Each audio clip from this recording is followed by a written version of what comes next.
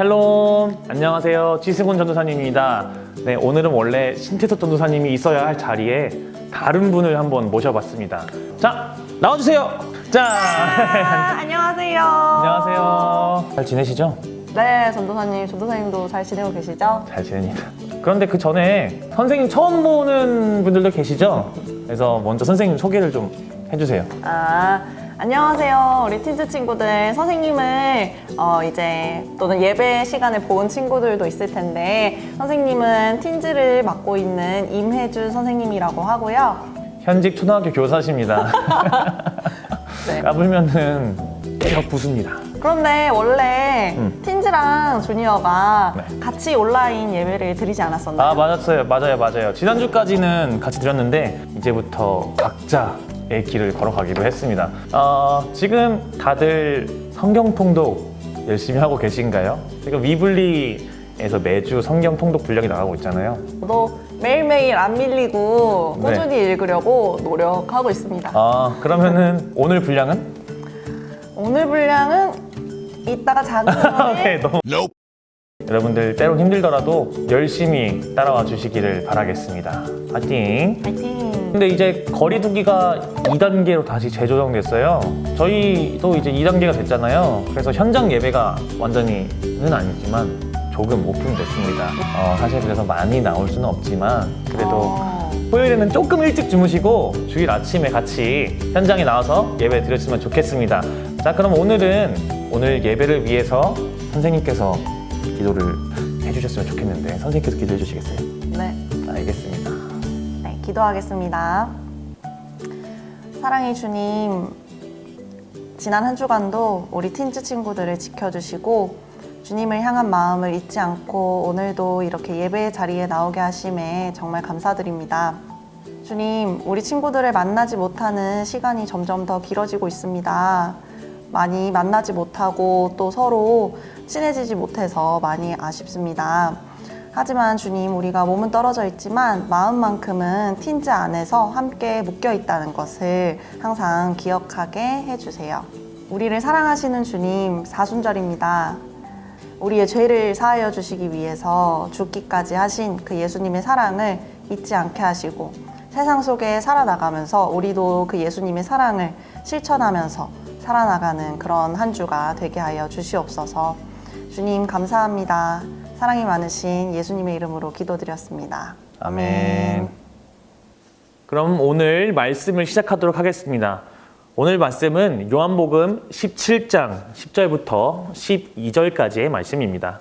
조금 전에 임혜준 선생님께서 기도해 주신 것처럼 지금은 사순절 기간이죠. 자, 그럼 사순절이 무엇일까요?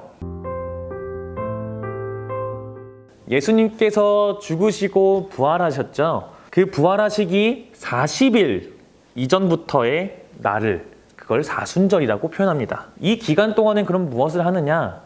그래서 예수님께서 우리를 위해서 일하셨던 그 날들을 우리가 떠올려보는 시간을 가지는데요. 그렇다면 우리가 예수님의 십자가를 바라볼 때 과연 무엇을 묵상해야 할까요? 오늘 말씀에는 그 십자가를 바라볼 때 생각해봐야 할 그 사건이 나오는 본문입니다. 근데 오늘의 본문을 보기 전에 다른 말씀 하나만 더 살펴보도록 하겠습니다. 엿새 후에 그들 가운데 세 사람이 그 영광을 보았다. 예수께서 베드로와 야고보와 요한 형제를 데리고 높은 산에 올라가셨다. 그들 눈앞에서 그분의 모습이 완전히 변했다.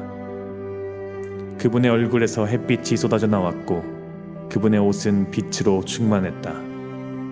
문득 그들은 모세와 엘리야도 거기에 함께 있어 그분과 깊은 대화를 나누고 있는 것을 알았다. 자, 지금 예수님께서 누군가와 대화를 하고 있죠. 그 대화하고 있는 사람들이 누구인가요? 바로 모세와 엘리야입니다. 모세는 이스라엘 백성이 포로로 붙잡혀서 살아가고 있던 그 아주 안타까운 생활을 다 때려 부숩니다. 그리고 이스라엘 백성들을 포로 생활로부터 구출해내죠. 그래서 이스라엘 민족을 일으켜 세운 아주 위대한 지도자가 바로 모세입니다. 그리고 굉장히 타락해서 이방 신들을 섬기고 우상 숭배를 하던 이스라엘 민족들에게 다시 하나님을 믿는 신앙을 일깨워준 선지자가 바로 엘리야였습니다. 이 둘은 모두가 민족이 아주 혼란스럽고 하나님을 믿는 그 정체성을 잃은 상황에서 옳은 길로 인도해 나가기 위해서 굉장히 노력했던 선지자들입니다. 자, 그런데 어떻게 제자들이 그 사람들이 모세와 엘리야인 것을 알아챘을까요? 바로 그분과 깊은 대화를 나눴다라고 하는데 그 부분이 단서입니다. 예수님과 그들이 나누는 대화의 내용을 통해서 알았다라는 것입니다. 우리도 국사를 배우고 위인전을 읽다 보니까 역사 속에 유명한 사람들이 무슨 말을 했고 어떤 일들을 했는지 알 수 있잖아요. 그런 것처럼 모세와 엘리야는 매우 유명한 선지자였기 때문에 그들이 하는 말을 통해서 저 사람이 모세고 엘리야구나 라는 걸 알아챌 수 있었다는 것입니다. 근데 왜 이런 얘기를 했을까요? 아마도 이스라엘의 미래에 대해서 막 걱정을 했던 것 같아요. 지금 로마에서 식민살이를 하고 있는 우리 이스라엘 백성들을 어떻게 이끌어갈 것인가? 그리고 아주 신앙이 바닥을 치고 있는 우리 백성들을 어떻게 다시 일깨워서 하나님을 잘 믿게 할 것인가? 그것에 대해서 토론하고 있었던 것입니다. 이것은 예수님께 가장 큰 고민거리였어요. 왜냐하면 예수님께서는 이제 곧 죽음을 앞두고 계셨기 때문입니다. 이에 예수님께서는 붙잡히시기 바로 직전에 땀이 핏방울처럼 뚜둑뚜둑 떨어질 정도로 열심히 기도를 하셨다고 해요. 이 땅에서 하시는 마지막 기도라고 봐야 하죠. 예수님의 유언과도 같은 그런 기도였습니다. 과연 그 유언적인 기도의 내용은 무엇이었을까요? 내 아버지, 다른 길이 있거든 나를 여기서 벗어나게 해주십시오. 그러나 내가 원하는 대로 하지 마시고 아버지께서 원하시는 대로 행하십시오. 아버지께서 원하시는 것이 무엇입니까? 이 기도 속에서 예수님의 모습은 어떤가요? 굉장히 갈팡질팡 갈등을 하고 있죠. 그런데 다음의 기도를 보면 예수님께서는 굉장히 확신에 차서 기도를 하고 계십니다. 한번 그 다른 기도를 보겠습니다. 내 아버지, 이 잔을 마지막 한 방울까지 마시는 것 외에 다른 길이 없다면 나는 각오가 되어 있습니다. 아버지 방법대로 하십시오. 사뭇 다른 모습이죠. 내가 하겠습니다. 내가 그렇게 나아가겠습니다. 결단하십니다. 이 첫 기도와 마지막 기도의 사이에 과연 무슨 일이 있었기 때문에 예수님께서 이렇게 확신에 차서 결단하신 건가요? 예수님께서는 졸고 있는 제자들을 보았습니다. 그때 깨달았습니다. 그래, 이 사람들 지금 내가 죽기 직전에 와서 기도를 하고 있는데도 졸고 있다니 참 부족하지만 그래도 하나님께서 나에게 주셨던 선물들이 아닌가, 그렇게 생각을 하고 나니까 몸이 아플 것, 그것보다도 마음이 더 아파왔던 것입니다. 왜 그렇게 마음이 아팠을까? 제자들을 무척 사랑하기 때문이겠죠. 그래서 이 제자들을 보고 하셨던 기도의 내용을 또 준비해 보았습니다. 졸고 있는 제자들을 보고 예수님께서는 무엇이라고 기도하셨을까요? 나는 아버지께서 내게 주신 모든 사람에게 아버지의 성품을 자세히 말해 주었습니다. 그들은 본래 아버지의 사람들이었는데 아버지께서 내게 주셨습니다. 아버지께서 내게 주신 사람들을 위해 기도합니다. 내가 아버지께 돌아가도 그들은 이 세상에 머물러 있을 것입니다. 그들을 지켜주셔서 아버지와 내가 한마음 한뜻인 것처럼 그들도 한마음 한뜻이 되게 해주십시오.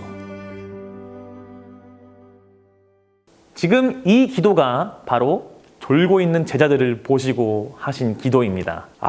저라면은 제자들이 졸고 있을 때 짱이 무너졌을 것 같아요. 내가 죽게 생겼으니까 기도하라고 데리고 왔는데 지금 내가 죽든 말든 안중에도 없나? 관심도 없는 건가? 뭐 이런 생각이 들 수 있잖아요. 저였으면은 진짜 때려 부숩니다. 그런데 예수님은 그들을 보고 마음이 너무 아프셨어요. 왜냐면 가장 사랑하는 사람들이었으니까. 그러나 그들이 살아갈 세상은 이제 점점 더 어려워집니다. 예수님을 죽인 무리들이 이제 제자들을 죽이려고 할 테니까요. 그들이 그 속에서도 그 어려움과 핍박을 잘 이겨낼 수 있기를 위해서 기도하십니다. 그리고 나의 희생으로 인하여서 하나님을 떠난 저 이스라엘 모든 백성들까지도 주님의 품으로 돌아오기를 위해서 간절히 기도하십니다. 그들이 잘 될 수만 있다면 기꺼이 목숨까지 바치겠다, 그렇게 각오하게 되신 것입니다.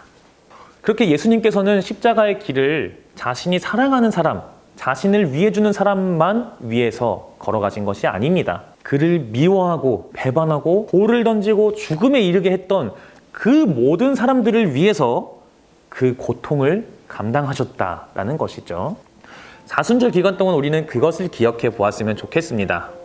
예수님께서 그 고통을 온몸으로 감당해 내셨기 때문에 우리가 구원을 받고 하나님의 나라로 들어갈 수 있게 되었다라는 것, 그 사실을 기억하셨으면 좋겠습니다. 그래서 우리가 십자가를 볼 때 이 이야기를 기억하셨으면 좋겠습니다. 예수님께서 나를 얼마나 사랑하셨나, 그리고 그 사랑을 받은 자들로서 우리는 그 사랑을 어떻게 전해볼까라는 것도 함께 고민해 보셨으면 좋겠습니다. 자, 그러면 기도하고 말씀을 마치겠습니다.